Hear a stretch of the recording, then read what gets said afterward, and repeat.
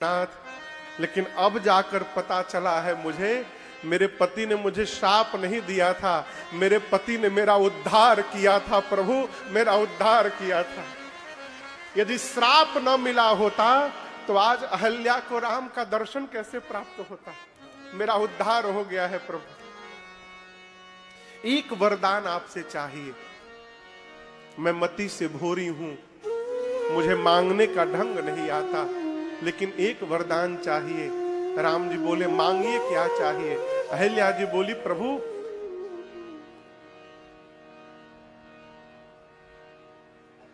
फूल पर क्या मंडराता है।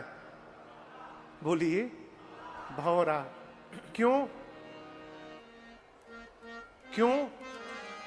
इसके भीतर जो पराग है ना, रस है फूल के भीतर, उस रस को लेने के लिए भंवरा दिन रात इसके चारों तरफ मंडराता है।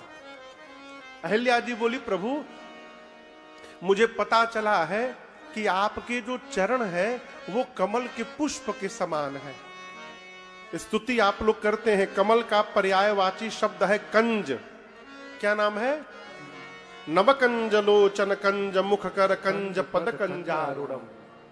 मां बोली प्रभु आपके चरण पांव कमल के पुष्प हैं। यदि आपके चरण कमल के पुष्प हैं प्रभु, तो मेरी प्रार्थना है आप अहल्या के मन को आज से भंवरा बना दीजिए प्रभु। मैं चाहती हूं मेरा मन आपके चरण में ही भटकता रहे, इसके अलावा मुझे कुछ नहीं चाहिए। क्यों?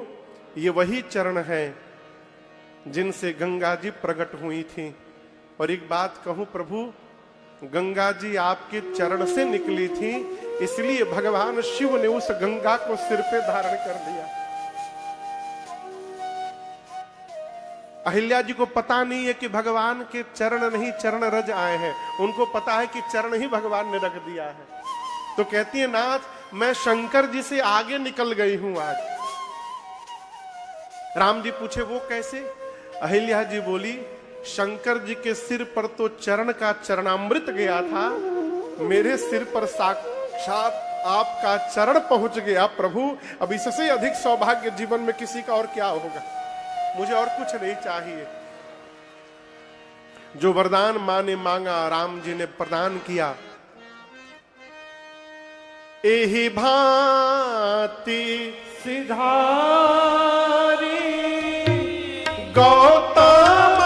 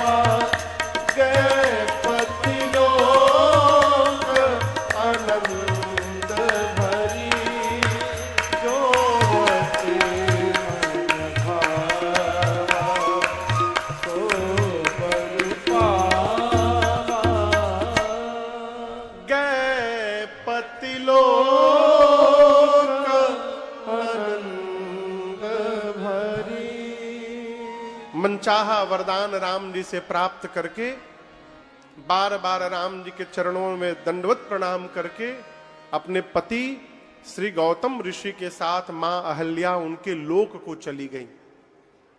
यहां पूज्यपाद गोस्वामी तुलसीदास जी अपना एक निर्णय सुनाते हैं। गोस्वामी जी कहते हैं अस प्रभु दीन बंधु हरि। अस प्रभु, कैसा प्रभु? अस प्रभु। अस मने ऐसा। तो प्रश्न पूछा जाएगा कैसा? गोस्वामी जी कहते हैं दीन बंधु हरि। विशेषता क्या है? कारण रहित दया तुलसीदास सठते ही भजो छाड़ी कपट जंजाल। गोस्वामी जी कहते हैं ऐसा भगवान आपको जगत में कोई नहीं मिलेगा दूसरा, जो बिना किसी कारण के ही कृपा करे, कारण रहित दयाल। गोस्वामी जी अपने को कहते हैं सठ तुलसी, ऐसे भगवान जगत में कहां मिलेंगे। इसलिए मैं कहता हूं जगत के जंजाल को छोड़ करके भगवान का भजन करो। किसी से कहिए ना भजन करो तो कहता है 60-70 के बाद करेंगे। रमेश भैया जब हम कथा प्रारंभ किए तो हमारे बिहार पूर्वांचल में बहुत लोग मिले हमको, कहते अभी सधुआ गए महाराज अभी कोई उम्र है। एक बार हम किसी से पूछे तो कब करना चाहिए था ये सब, बोले 60-70 के बाद। फिर मैंने पूछा कोई एग्रीमेंट हुआ है कि 60 साल तक रहेंगे यहां पर है? धरती पर केवल एक परीक्षित जी महाराज थे जो दावे के साथ कह सकते थे कि मैं 7 दिन के पहले मरने वाला नहीं हूं। दूसरा कोई माई कलाल नहीं है जो दावा कर दे कि हम कल जीवित रहेंगे। यदि हैं तो ये भगवान की कृपा समझिए, कब का हो जाए हो किसी का आता पता नहीं है? हमारे पूज्य महाराज श्री कहते हैं भजले प्राणी अरे रे अज्ञानी कहां से भटक रहा है। भजले प्राणी रे अज्ञानी, 2 दिन की जिंदगानी वृथा क्यों भटक रहा है, वृथा क्यों भटक रहा है।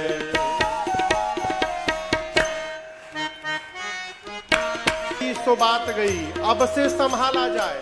साधक कहता है चंचल गुमानी मन अब तो जन्म को संभाल ले। चंचल गुमानी मन अब तो जन्म को संभाल ले, फिर ना मिलेगा तुझे अवसर ऐसा बारंबार। फिर ना मिलेगा तुझे अवसर ऐसा बारंबार। इसलिए रे अज्ञानी तज नादानी, रे अज्ञानी तज नादानी, भजले सारंग पानी। कहां भटक रहा है, कहां से भटक रहा है। भजले प्राणी रे अज्ञानी, 2 दिन की जिंदगानी वृथा क्यों भटक रहा है, वृथा क्यों भटक रहा है। माया झूठी काया चक्कर में क्यों आया, इसी से भटक रहा है, वृथा क्यों भटक रहा है, वृथा क्यों भटक रहा है।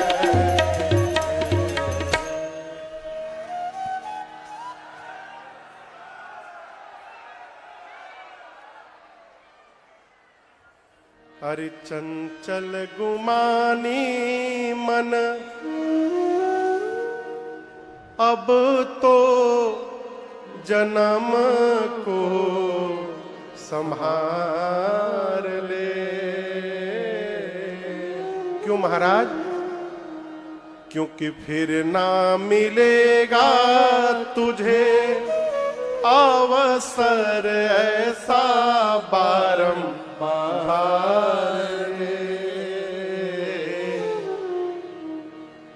रे अज्ञानी तू तज नादानी और भजले सारंग पानी।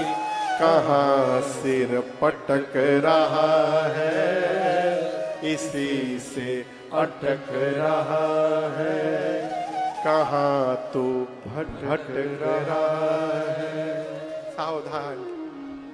गोस्वामी जी कहते हैं, तुलसीदास सठते ही भजू छाड़ी कपट जंजाल।